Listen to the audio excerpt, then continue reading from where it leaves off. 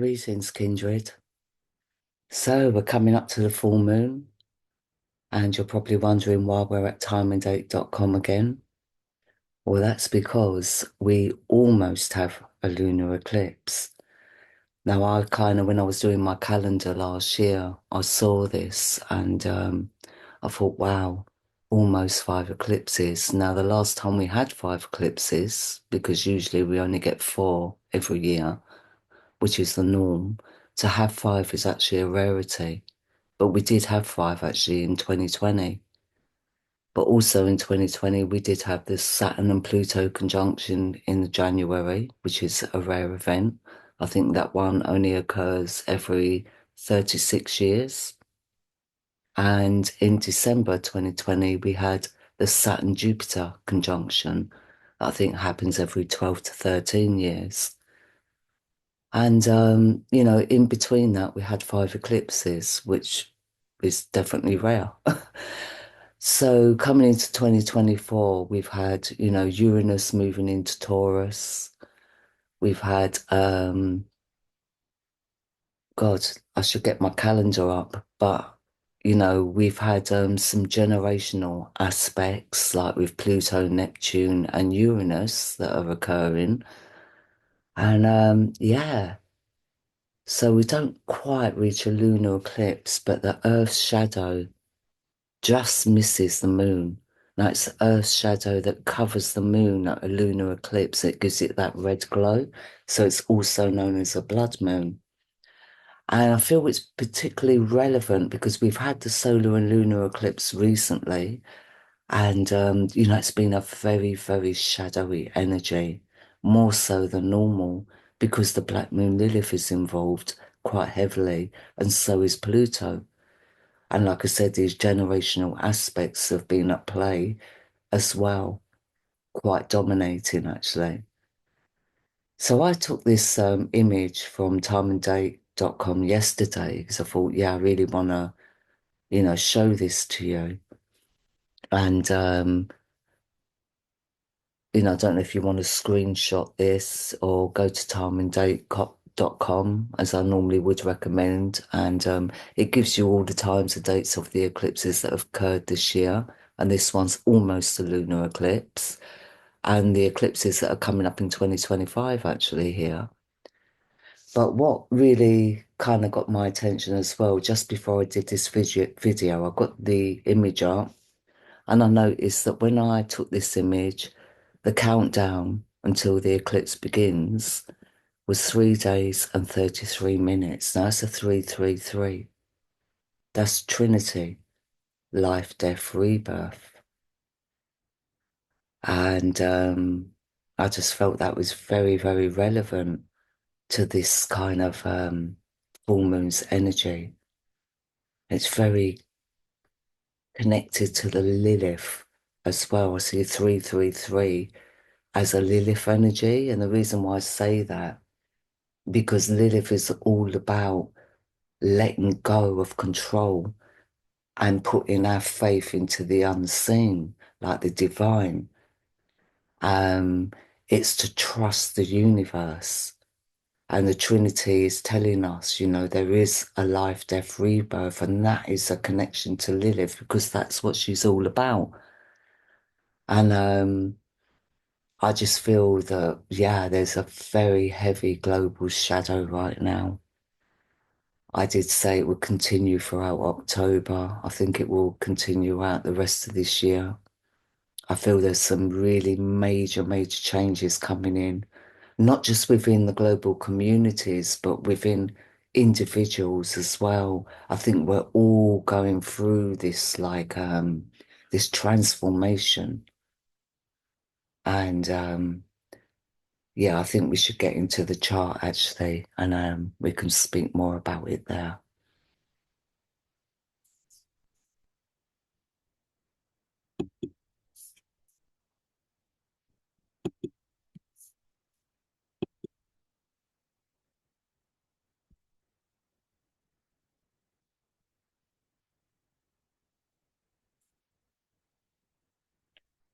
So the full moon will reach its peak on the 17th of October.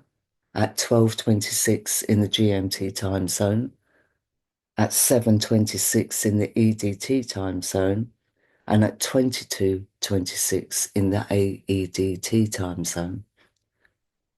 So as the full moon reaches its peak, it will be at 32 degrees in Pisces.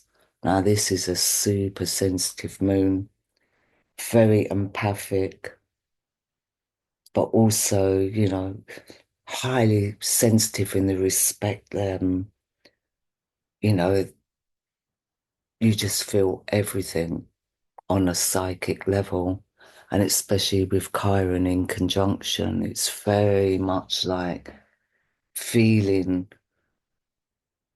very, very inhibited. And that inhibitedness doesn't come from a shyness as such, although it can mean that. I think the inhibitedness is coming from not knowing what to do with that psychic energy because it's going to be very, very intense. And I would say, I mean, normally around this time of year, the veil between the physical and the spiritual is very thin anyway. But this lunar eclipse, I say lunar eclipse, this full moon, it's going to be even more so because the Earth's shadow doesn't quite touch the moon. It's still there. It's still there in the auric field. So rather than us sort of like go within the shadow and seeing certain things, it's like on a hidden level. So it's like we're feeling it and it's like a rumbling beneath the surface. And, with the sun conjunct Juno in Virgo in opposition to Chiron conjunct the moon in Pisces, I would say that there's going to be a lot of nervous energy that many are going to be feeling. It's like a brewing, you're feeling something brewing around you, but you can't quite put your finger on it. So, and apart from this opposition here, it is also involved in this grand cross aspect. So we have the Moon and Chiron on one corner, Mars on the other, who's actually still in opposition to Pluto, and Mars is in square to the Sun and Juno. And, Ceres is there as well. So we've noticed now that the nodes are no longer creating this T square towards Ceres. It is now this full moon, this full moon's energy that is creating a T square towards Ceres. And she's also really intermingled into this grand cross. So when we was talking about the nodes and Ceres, we was talking about, issues coming up around child abuse or abandonment or rejection, but normally it stems from youth, or that is the theme globally. And I've seen a few discussions actually come about over the last 2 weeks revolving around that topic. And Ceres was, I think, at 15 degrees when we last did a video, but she's now at 17. So she's moved on now and there's a little bit more clarity, but there's still a lot of pressure there. And this grand cross on the whole is very, very intense. I mean, the moon conjunct Chiron does create this deep sensitivity and vulnerability as well, but it's a very transforming energy. It's also,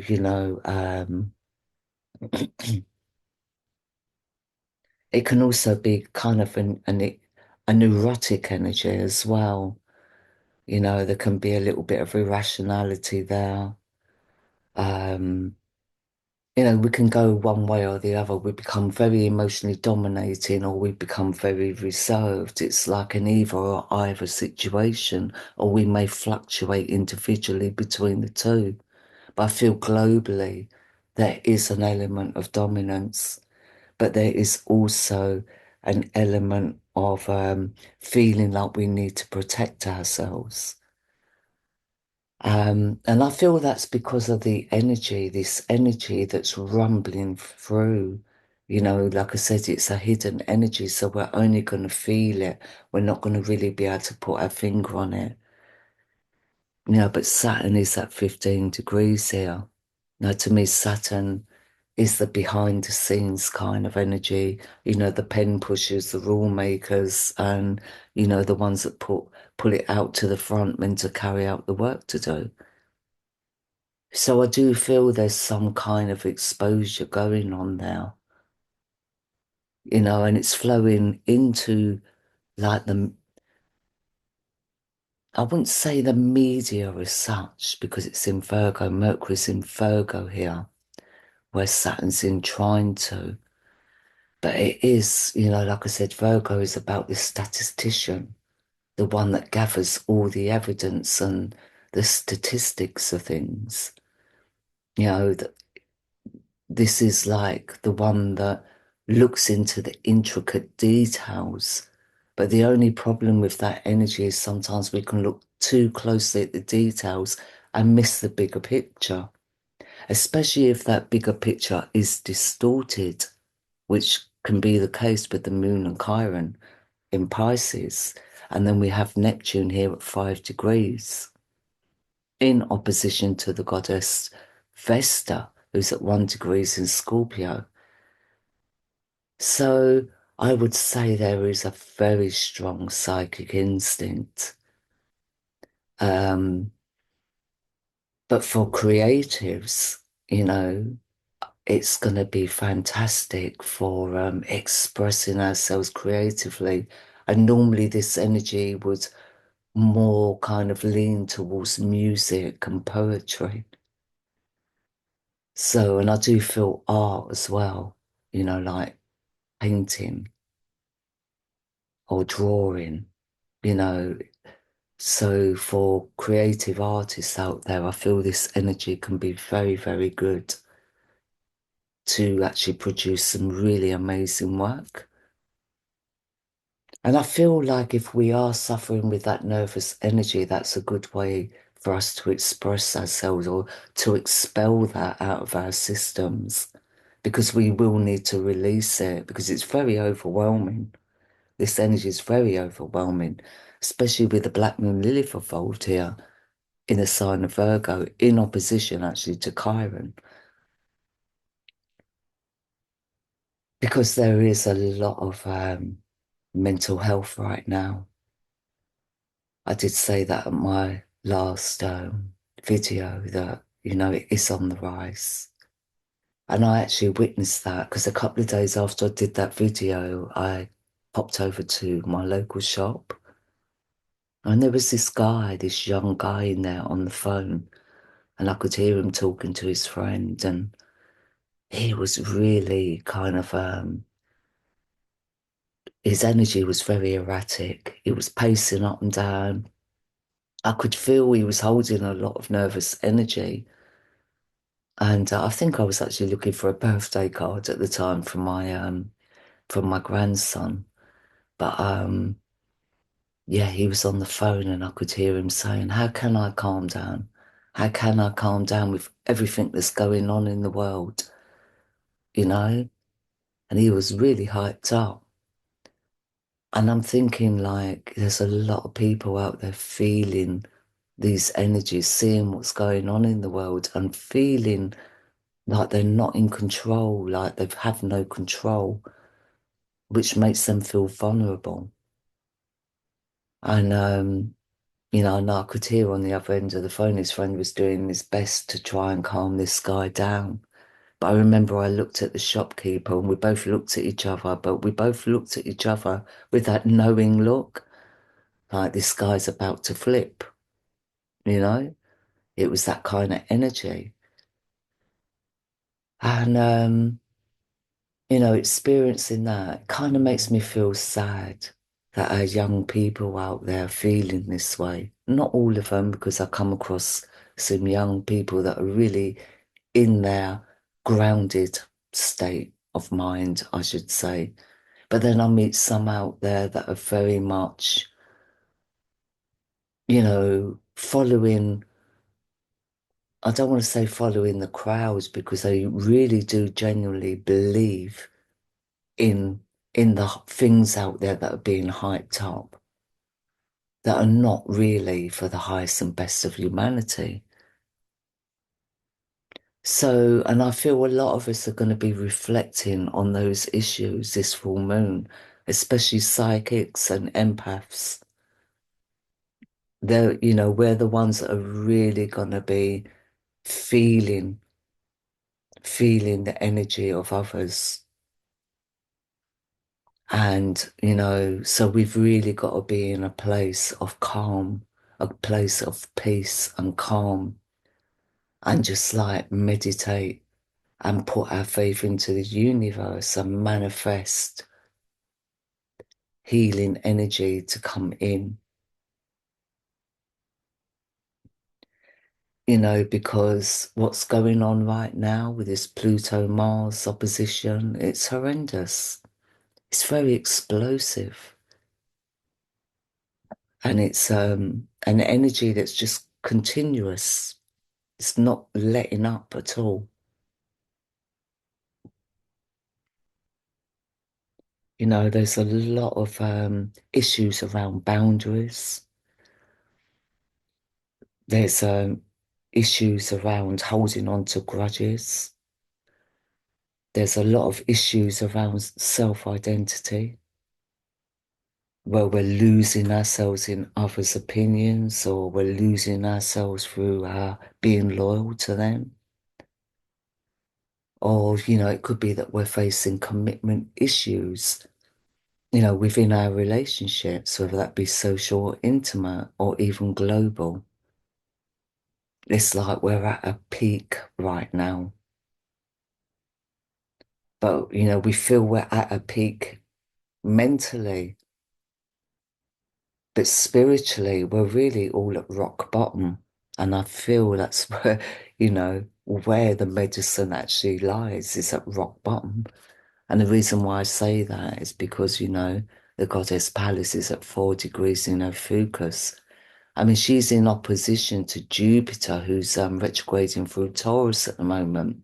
Now, this can be a very self-absorbing energy with Jupiter retrograding in Taurus. It could really be, you know, create a selfish kind of attitude. But with Pallas in Ophiuchus in opposition, she's really kind of witnessing a lot with that energy, but she's also healing that energy as well with the justice, with her sense of justice.